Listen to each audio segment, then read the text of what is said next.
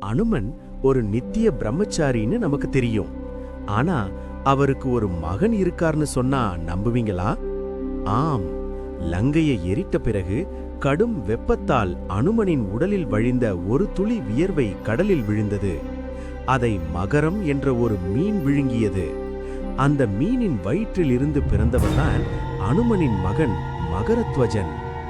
பின்னாளில் ராம லக்ஷ்மணரை காப்பாற்ற அனுமன் பாதாள லோகம் சென்றபோது அங்கிருந்த காவலாளியுடன் சண்டை வந்தது.